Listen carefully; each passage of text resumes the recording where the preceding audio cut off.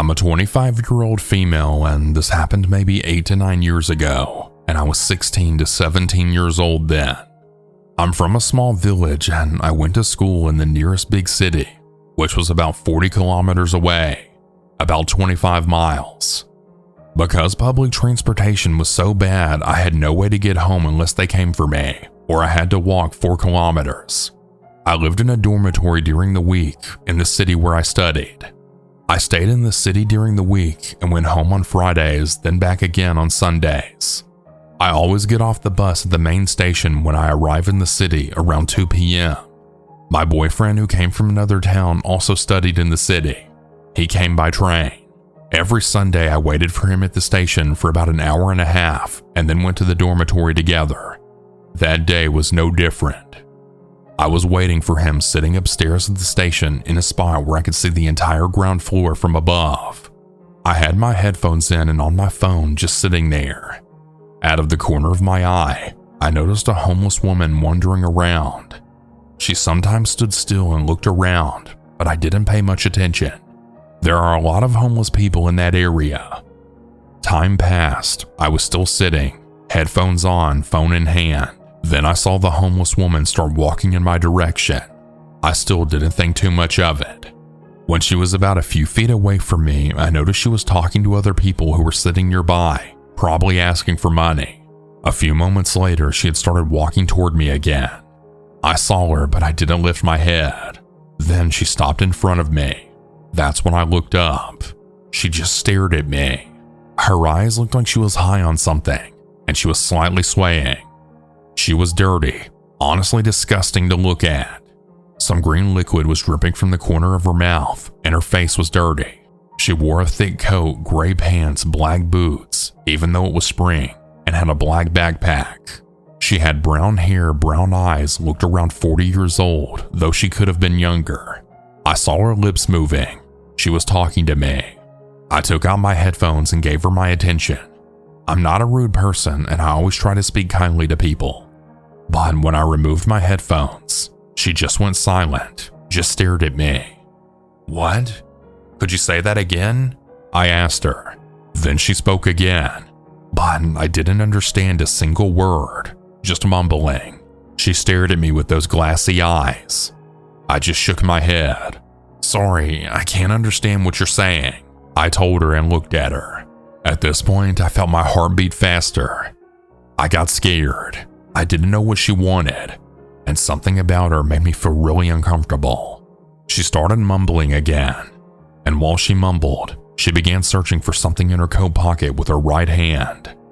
I looked down at her hand to see what she was doing or what she wanted from me. At this point, I thought maybe she needed help with something. I looked back up into her eyes and waited to see what was going to happen. Then I saw her pull her hand out of her coat and look down at her hand again. She was still mumbling. I then saw a piece of glass in her hand. She slowly slid it up under her coat to her forearm, holding the sharp end in her palm. It was pretty big and sharp, probably about 6 inches. That's when I realized something was very wrong. My eyes widened. I was scared. I asked her one last time, a bit more irritated now. "What do you want from me?" I knew that there were people around. It was a train station in broad daylight, so I didn't think she would actually do anything. Well, very suddenly, she stepped toward me and pushed the glass toward me, right toward my neck. I reacted immediately. I jumped up in time, pushed her away, and yelled at her. "What the hell are you doing?" She started mumbling more angrily. I had no idea what she was saying. My whole body was just shaking, and I was terrified. I grabbed my travel bag quickly, all while keeping my eyes on her. She was still mumbling angrily, holding the glass shard in front of her, staring at me. "Leave me alone! Go to hell!" I shouted at her again, and as I rushed off, I saw that everyone at the station was now watching us. I ran outside the station and saw some police officers nearby. I felt relieved. I walked toward them, but I didn't say anything. I knew that if I told them, they'd probably just tell her to leave and that would be it, so I just stayed close to them. A few moments later, I saw the woman come outside too. She was walking in my direction, angrily looking at me. I didn't see the glass in her hand anymore. I grabbed my bag and walked to a different part of the station courtyard where she couldn't see me. I was trembling, scared, and in shock. I never saw her again. A little bit later, my boyfriend arrived and I told him what happened. He was surprised and worried too. He told me to never wait for him at the station again, and I didn't. From that point on, I always waited for him at the dormitory. Even now, every time I go to that station, which is rare, I always get anxious and stay alert. I still live in that city now, even after finishing school, and I'm still with my boyfriend. We live together. Just knowing what could have happened there if I hadn't reacted in time or if I had just ignored her, it still scares me. This may sound bad to some. It might sound harmless to others, but I was never found out about these things. It wasn't illegal as far as I can tell, but I'm not sure what I'm about to say counts as. I just really want to talk about it though. If my post is removed, I'll understand. This all happened when I was 15 to 17. I was in middle school to start off. I had very few friends and my family life was not that great either. I didn't feel alone, nor did I want any friends. I just wanted to get the school day over with and be alone in my room. I had no bad thoughts before these years. I was going to second period math when I saw him, a guy around my age, tall with blonde hair. He was very quiet, but he had many friends when I saw him at lunchtime. I had never paid him any mind before, but something about him made me feel weird. Like I wanted to get to know him, to speak to him, and to be near him. I must confess, before this, I had never felt romantically inclined nor sexually to anyone or really anything, so these feelings didn't feel like love to me. But maybe it was just delusion that pushed my next move. I would always watch him when I had lunch. I got in line just like normal, but I always knew where he would sit. He never changed spots and I stood behind him, still and unmoving. It really felt amazing to be near this person for no good reason. Over time, it was more than just staring at him. I followed him in the halls of our school and I knew his entire schedule. I knew his full name, age, birthday, his house, and his family. I didn't think it was weird. I just wanted to know more about him and to be with him in a way that I couldn't really describe. I told myself it wasn't love, because why would I love a person I've never spoken to or really even know? It got to the point that I always thought about him. When I got home, I'd go through the pictures I took of him from school that day. I was almost excited. What if he caught me? Would he tell me to never speak to him again or go near him? Would he think it was nice and speak to me how I want? What would happen? I didn't even care what happened. It wouldn't change how I felt. Nothing did. I got bold. One day he had to walk home, so I followed him to the nearby wooded area. He was a pretty fit guy, so he was quicker than I was, and I did get tired of walking so far, but I was determined to follow. I didn't want to follow him home since I already knew where he lived, and I wasn't going to go that far. He almost saw me many times, as the path he was taking was normal for him, but not for me. It was rocky with dead leaves all over. I tried to be quiet to not let him notice me. Eventually, I left, satisfied with new pictures of him walking to add to my delusion and to my growing collection. I regret every bit of this. I didn't study for school like I normally would, so I'd sometimes talk to the teachers and they would tell me how I needed to get higher grades to pass the class. So I tried to get back into the flow of doing work more often. When I was moved to a different biology class, I saw him there in the back. I was sitting right next to him with a reasonable gap between us. I felt so happy that I would finally get the chance to speak to him without worry or anxiety or people listening in. During that class, he would sometimes look my way, at me, but I didn't think too much of it at first. Maybe he was just doing it to look near me at someone else, but it kept happening, so I would do the same. We would stare at each other. It felt so, I don't even know how to describe it. Eventually, I tried to talk to him and ask for help with some notes. I never really spoke to anyone, so this was new to me. I only spoke to teachers and sometimes, if I had to, other students. He was nice, and he would speak to me in a tone that I was unfamiliar with. it was pleasant. It didn't last too long, as I realized that he had found a poem that I'd written to him that I was not going to give him. He took the paper from my desk and I just stood there next to him, honestly more worried than I thought I'd be. He didn't say anything. He just sat down and we didn't speak during that period. I left and went online to find his socials. I apologized to him and I said I understood if he didn't want to speak to me. He said that he knew that I liked him, which shocked me. But to be honest, it was obvious to everyone but myself. He never knew that I followed him or took pictures of him. At least, I don't think so. I later found out that he was not supportive of me liking him, as he was a straight male and I was not his usual romantic interest.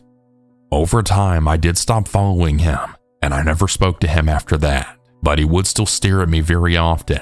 I don't know why. I had done this with one other person, the same game of following and taking pictures, but this other guy was cut short as I moved away.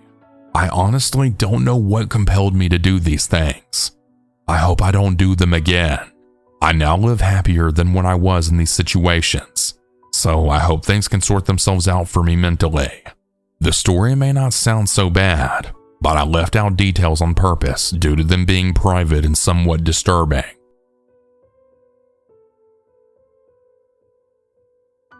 This might not be one of the freakiest stories of all time, but it's a great reminder that you should never fully relax in a taxi.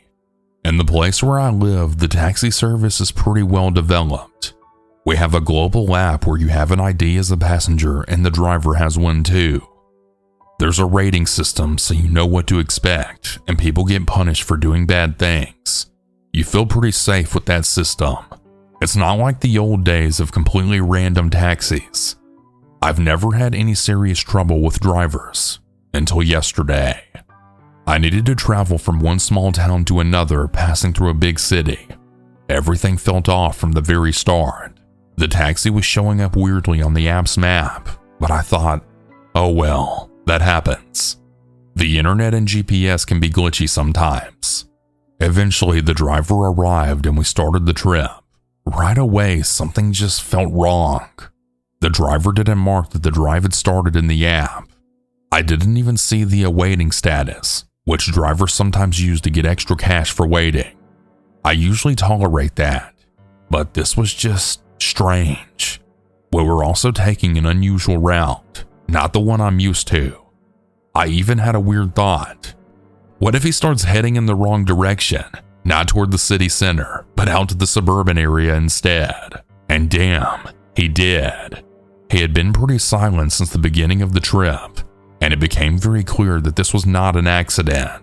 He still hadn't started the ride in the app, and we were literally driving in the opposite direction, one that had no chance of leading to my destination. At that moment, I genuinely felt scared. It's a horrible feeling when something like this happens and you're alone. I'm a 27-year-old female, by the way, and I'm in a car with a stranger. I gathered myself and asked, "Hey, excuse me, what path did you choose? I don't need to go that way." Immediately, he changed direction toward the correct route, started the trip in the app, and looked absolutely furious. And keep in mind, the trip was about an hour long. He continued driving, but still not exactly as the navigator suggested. He stayed on the correct general route but kept making odd choices, especially as we got closer to the end of the trip. At that point, I'd called a friend and casually said that I was almost there, just in case, so someone would know I was expected and on my way. He remained silent the entire time. When I finally got out of the car, I was literally shaking. I understand that it's likely that he wasn't planning the worst-case scenario we're all thinking of, but his actions were absolutely not okay. What if I didn't have the app working? What if I hadn't checked the road? What if I didn't know the route at all? The most chill explanation is that he wanted to take the longest route possible to get more money, maybe an extra hour of driving. But that's ridiculous, and even then not acceptable. I wrote to customer support and reported the situation. Hopefully I just don't get him as a driver again.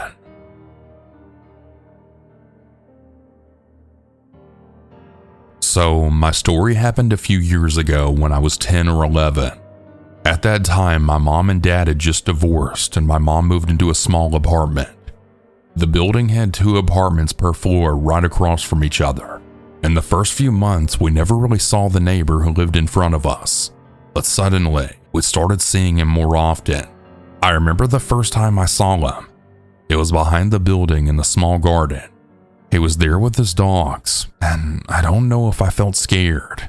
Not just scared in a usual way, but this feeling like something was wrong. It was like he was staring at me, but not in a normal way.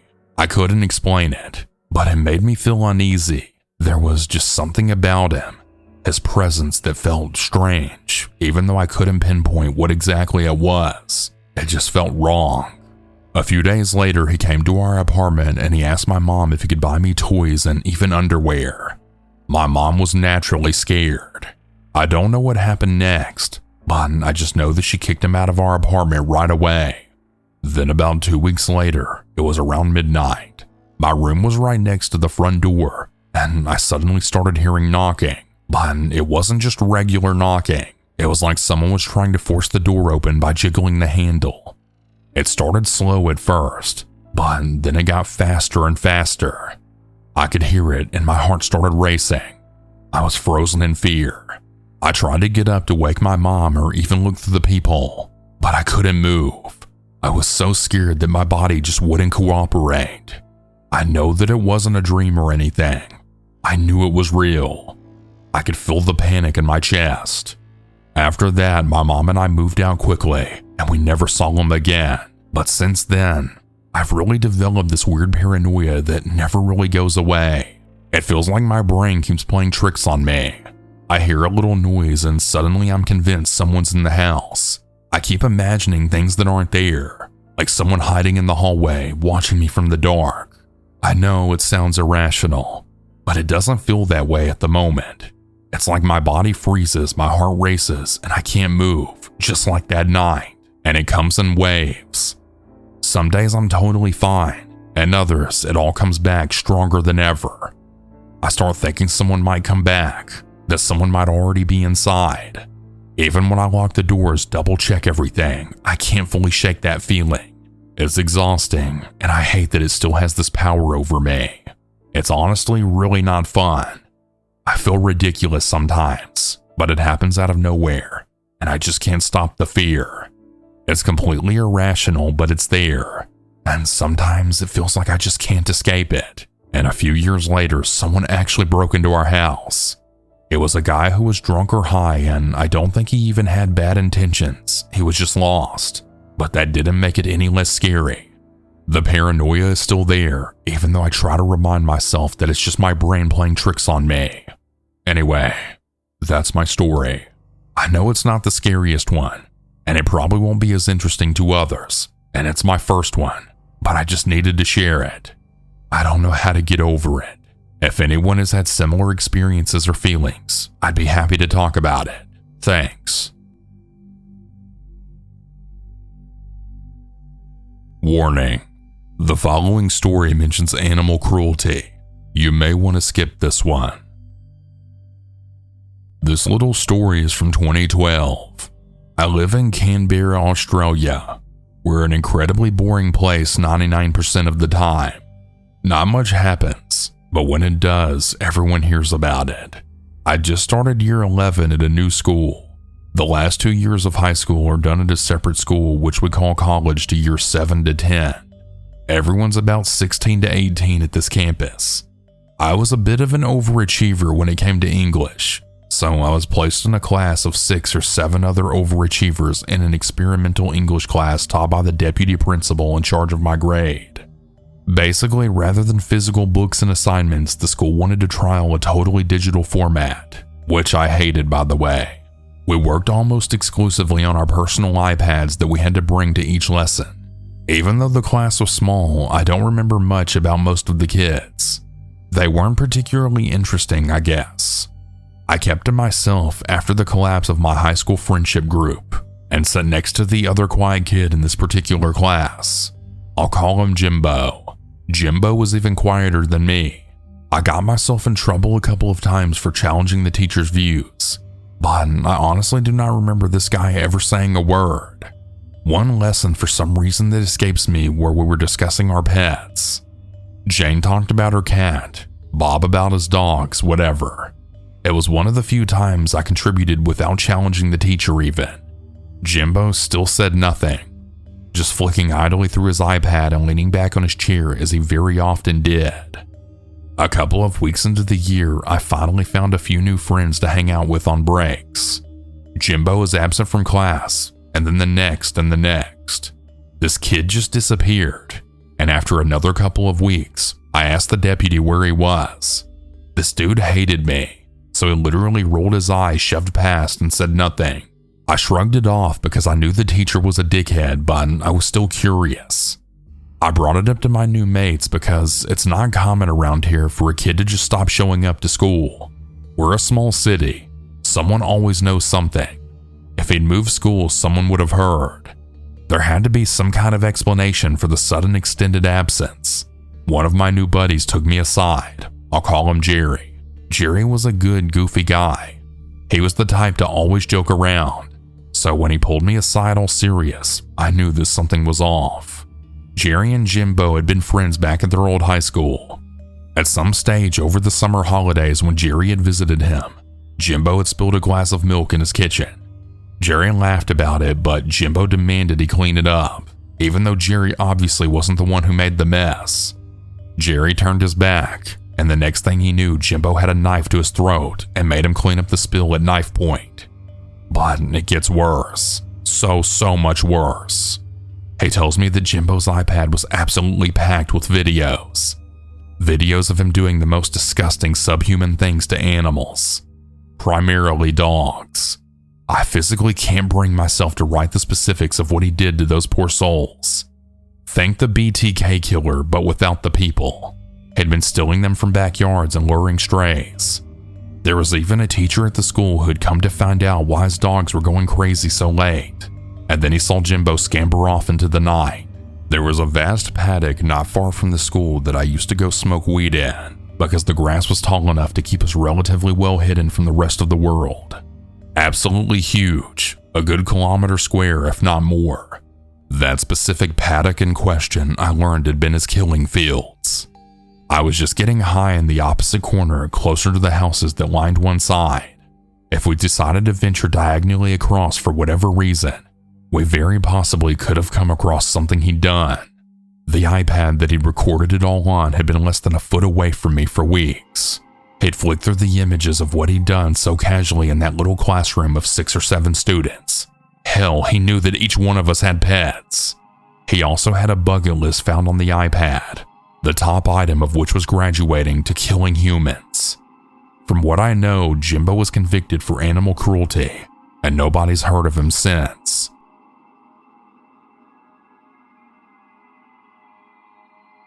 I sold the socks off my feet for $10.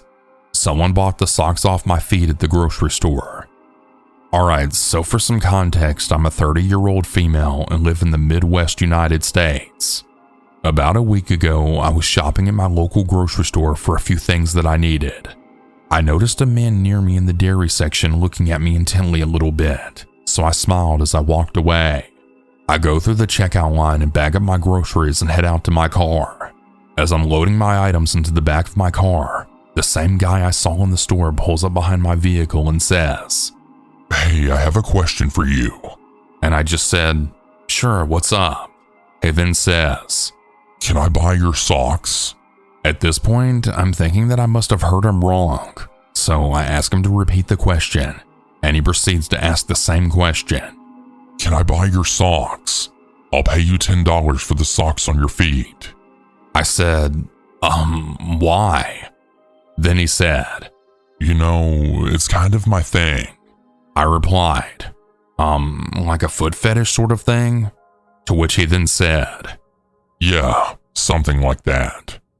Now mind you, as he's asking me this, he has my car blocked in and he's reaching into his inner jacket pocket. Now, as a woman, I'm always aware of my surroundings and such. So at this point, my brain is thinking about the worst case scenarios. I'm thinking this man is about to pull out a gun and kill me if I don't give him my socks. So I just said, "Hold on, let me put this cart back." So I walk back to my car after returning the shopping cart, and he's now exited his car and is right next to my driver's side door. Now I'm panicking and I'm scared for life. It's fight, flight, or freeze, and I'm frozen solid honey. So I sit in my driver's seat with this door left open, and I proceed to take off my socks off my feet and hand them to this guy. He just says, "Thank you. You're beautiful, and your feet are so pretty." He then hands me the $10 and walks back to his vehicle and drives away. Now, this is by far the creepiest and scariest thing that has ever happened to me. And at this point, I'm no longer wearing socks out in public. It's kind of funny. Tell me what you all think about this and what you would have done in this situation.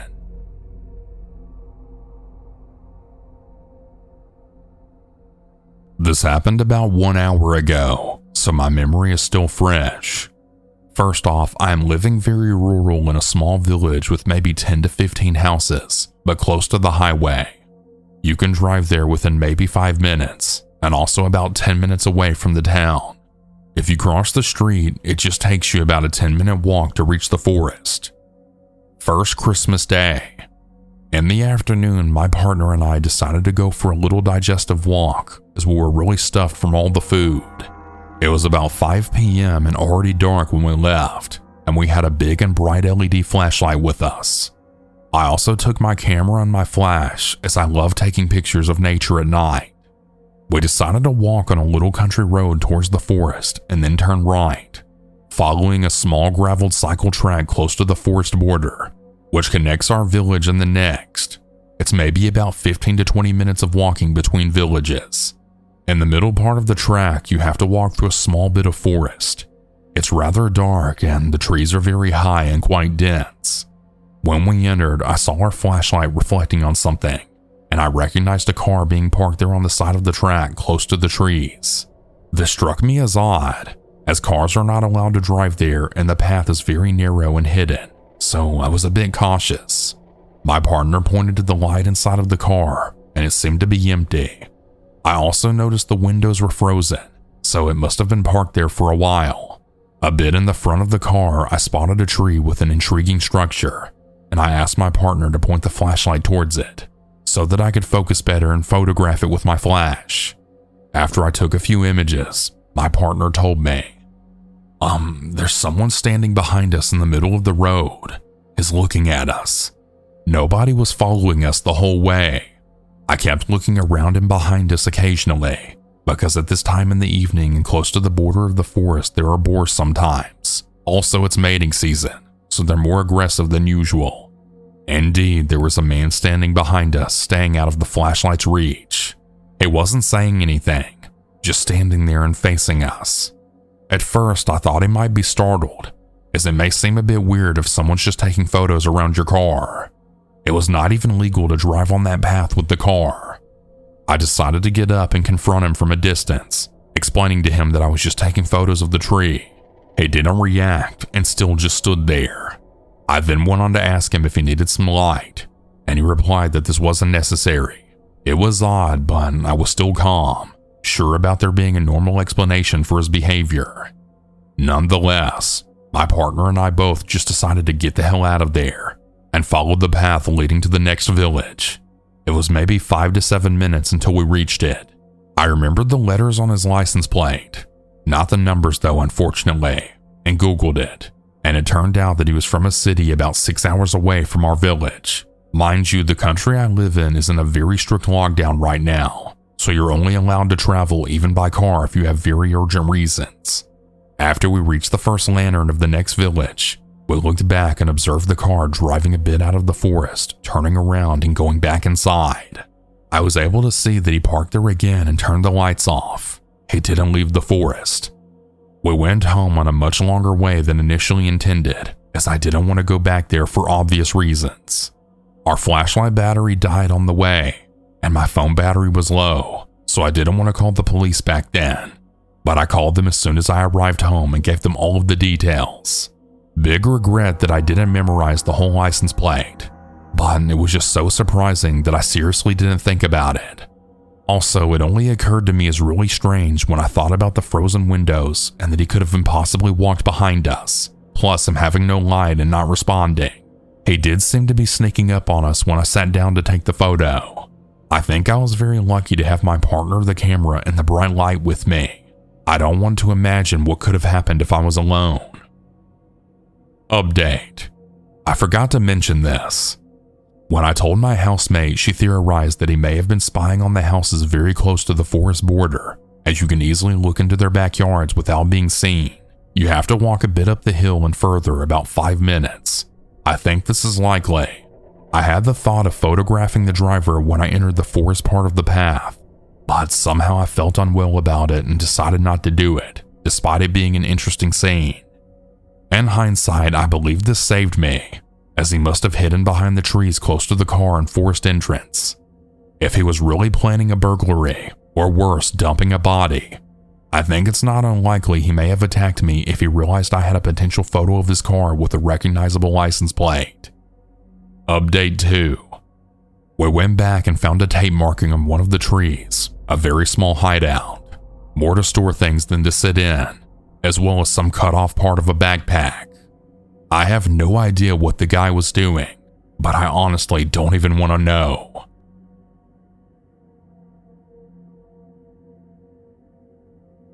I went grocery shopping today just for a few items, and I was in and out of the store in about 15 minutes.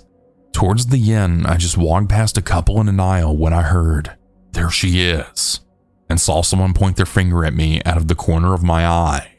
This caught my attention, so I turned around to see two people scowling at me, one of whom had their phone out in front of them, either recording me or taking a photo of me. There's no one else in front of them in the aisle but me. I got freaked out and quickly walked into a couple of other aisles to grab more items, hoping that I was somehow misinterpreting the situation and tried to shrug it off. However, this couple proceeds to follow me all throughout the store at a distance with their phones out. They thankfully don't continue following me while checking out or on my way home. They said nothing more to me. I live in Boston, and true to the stereotype, I have no desire to interact with anyone on the street. I didn't recognize them, and I can't remember any negative encounters with strangers for me to make any sense of this. I don't even have a car, so this wasn't road rage or someone pissed off over a parking spot. I'm figuring I simply look like someone else, but this event still has me in fight or flight mode.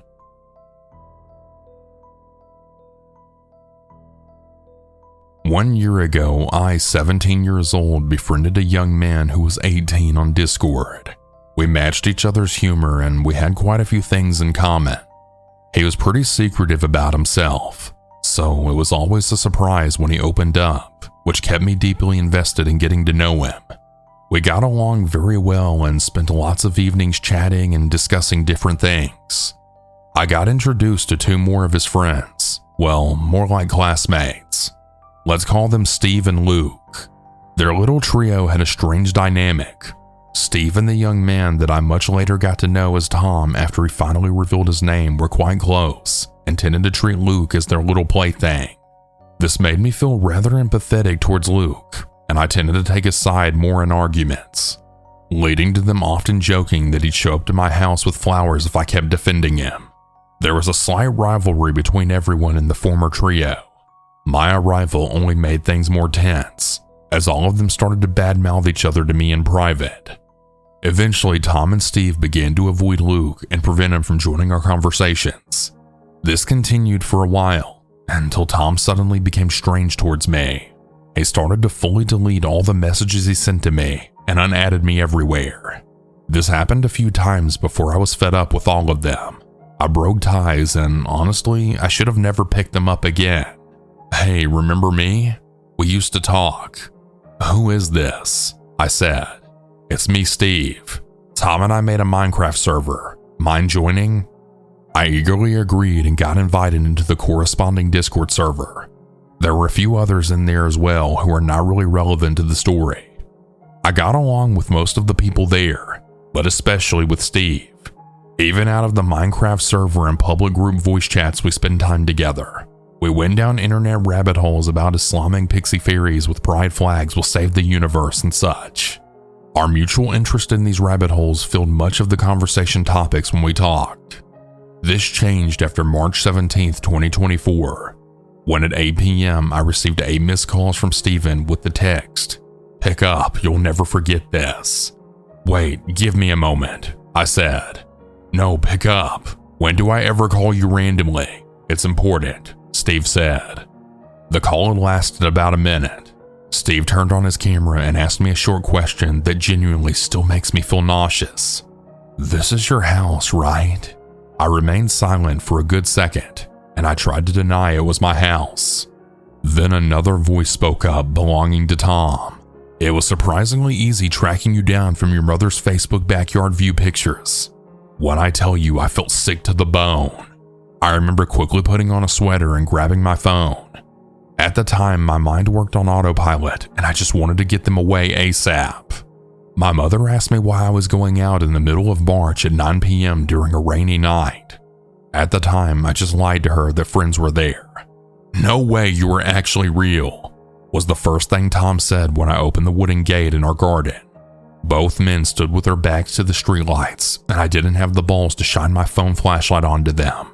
I remained close to the door as Steven offered me a puff of their cigarette. I declined politely and stood there in awkward silence as the two males just stared at me. The convo was very dry and not deep. Every minute I stayed longer made my stomach twist more and more. It felt so off. I stayed there for about 30 minutes before they offered me the following. "Want to go with us to our car?" I immediately declined and turned around to close the wooden gate to the garden again. Before I could, Tom quickly added that it was just a joke and insisted on drinking a cup of coffee inside with my parents. I declined and desperately tried to get them to leave. It was now 9:30 at this point. "Thanks, man. I really feel unsafe in my own home now. Just kidding," I told him. "Sorry, hope it didn't scare you too badly," Tom said. I brushed the weird event off and just went on with my life, though I did find myself checking more often if there were people outside waiting for me. April 29th, 2024. "Are you home?" Tom asked. "No," I replied.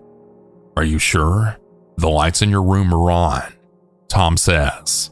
"I'm not home, go away," I told him. "But I can see you, LOL. Look at your window on your left," he says. There I went again to see them, this time in daylight. They had once again shown up to my doorstep together. This was my first time seeing their faces. Steve waved and nervously smiled. I nodded. "What is it this time? Want to go to so-and-so's house together with us?" "No, I don't. Please don't waste your gas anymore to drive all the way over here," I told them. Yeah, they didn't stop. Steve begged me to allow him to go inside to fill up his water bottle, and so Tom could piss. I declined both and pointed for Tom to piss somewhere in the field. Eventually I gave in, and I took Steve's water bottle inside myself to fill it up. When I came back, they suddenly were satisfied and happy to go back to their car and leave. Of course, not before a weird request. "May I give you a handshake?" When I tell you it was awkward. Humans have this sensor that tells you how long it's okay to shake someone's hand before it becomes weird. He did not. A solid 4 seconds he held my hand, only to make the joke to never wash his hands again afterwards. May 6th, 2024. "Hey, we need to talk. I really want to tell you something," Steve said. After a long conversation, it finally came through what the intentions were. Steve told me he liked me. I quietly listened as he told me everything. The worst part of it all was that he knew that I had a boyfriend as well. I politely declined his confession and decided it was enough. I was going to cut all ties with these people. Following that decision, multiple alt accounts sent me messages apologizing, but I never responded to them. June 15th, 2024. My birthday, a card dropped on the doormat. "For all the tears and pain, grief also gives you emotional gain," was printed on the front of the card, and inside of it you could find the short text, "Happy birthday, have fun, look in your cabinets." It was a funeral grievance card. After this, there was just complete silence. Yeah, I don't think I'm gonna get on Discord for a while.